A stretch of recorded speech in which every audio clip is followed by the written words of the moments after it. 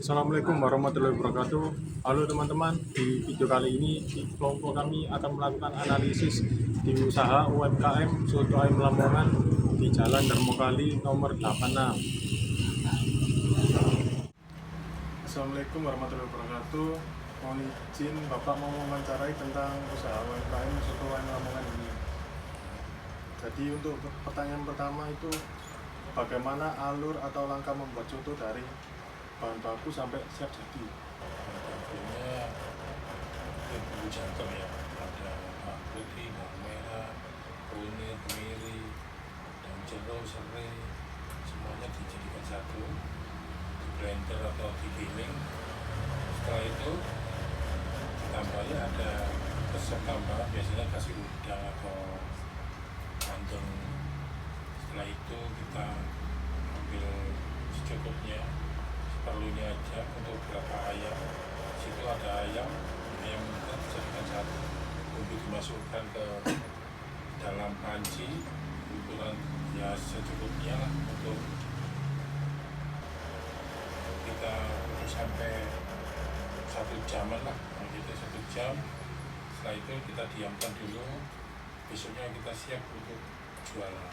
Jadi ini ada pertanyaan kedua tuh, tahap mana yang paling lama dan jadi penghambat dalam pembuatan soto ayam Lamongan ini? Kalau lama biasanya itu dari segi perebusan, karena perebusan itu kan butuh waktu ya sekitar 1 jam. Kalau bisa kadang kalau ingin lebih utuh lagi 1 sampai setengah jam lagi, 1,5 jam itu udah bagus. Pertanyaan nomor 3, Pak. Bagaimana cara mengatur stok bahan baku? Untuk stok bahan baku biasanya kita ambil dalam 1 hari kita habiskan 5 ekor, kita harus stok. Berarti pembelian ayam hari ini harus 10, jadi 5 masuk freezer, yang 5 dibuat untuk jualan. Jadi kita harus minimal itu kali 2, pokoknya ada 5 ekor untuk hari ini, laku 5 ekor, harus sedia 5 lagi. Bisa ditambahin, kalau lebih rame bisa tambahin 2 atau 3, terserah. Jadi untuk stok itu kita harus punya, meskipun bahan baku kita juga punya gitu. Jadi stok biar aman, tidak sampai kita kehabisan, kita jajan stok. Yang selanjutnya, bagaimana menjaga rasa soto agar selalu sama, tetap konsisten? Nah ini, kalau umpamanya sama itu kita harus pakai itu bumbu.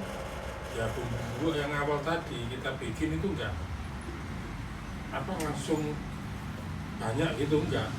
Jadi kita pilih umpamanya perbandingan antara 1 kilo bahan baku, bawang merah, bawang putih, apa itu 1 kilo, kita bikin 1 plastik.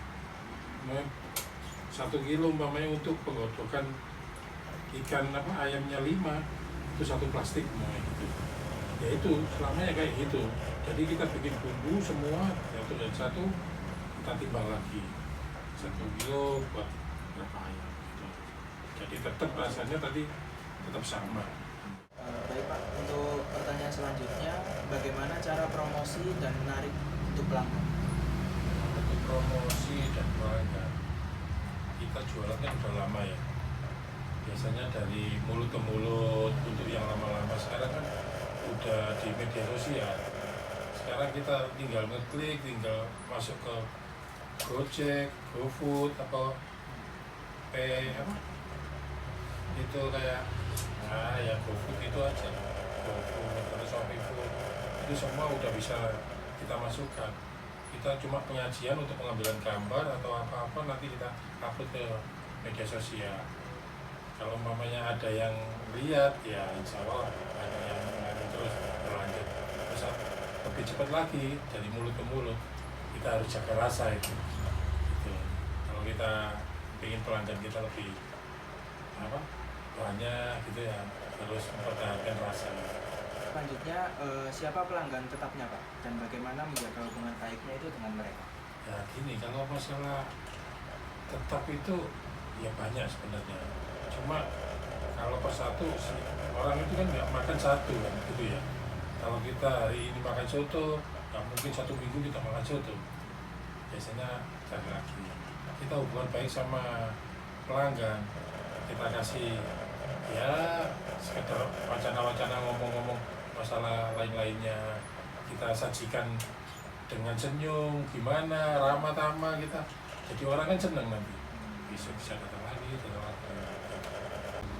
Baik Pak, melanjutkan pertanyaan dari teman saya tadi, apa tantangan terbesar yang dihadapi di usaha ini dan bagaimana cara mengatasinya?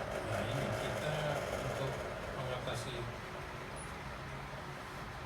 untuk masalah dagang itu sepi. Orang kan dagang itu kan ada sepi.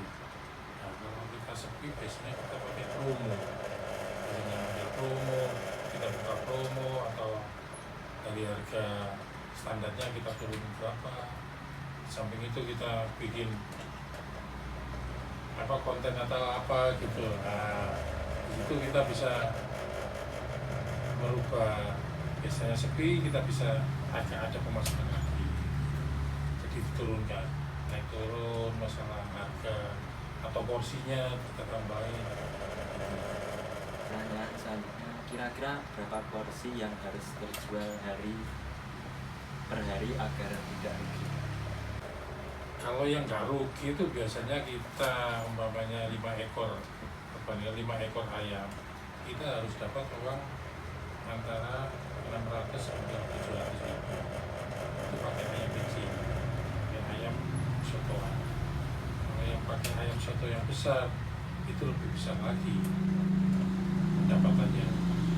Umpamanya dari situ kita lihat kalau turun nggak rugi, biasanya nggak mungkin rugi, karena apa, kita kan yang dijual kan ayam kan masih ada gitu. Cuma untuk perputaran kita pasti lambat, cuma itu aja.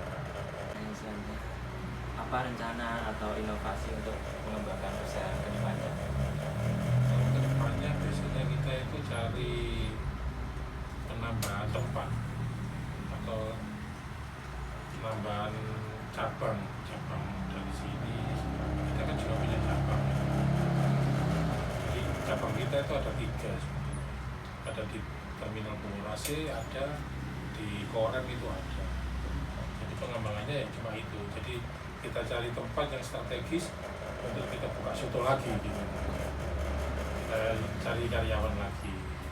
Baik Pak, terima kasih atas waktunya, kelonggarannya buat membantu kami menyelesaikan mata kuliah kewirausahaan ini. Dan sekian analisis proses dan strategi pengembangan UMKM Soto Lamongan dari kelompok kami. Wassalamualaikum warahmatullahi wabarakatuh.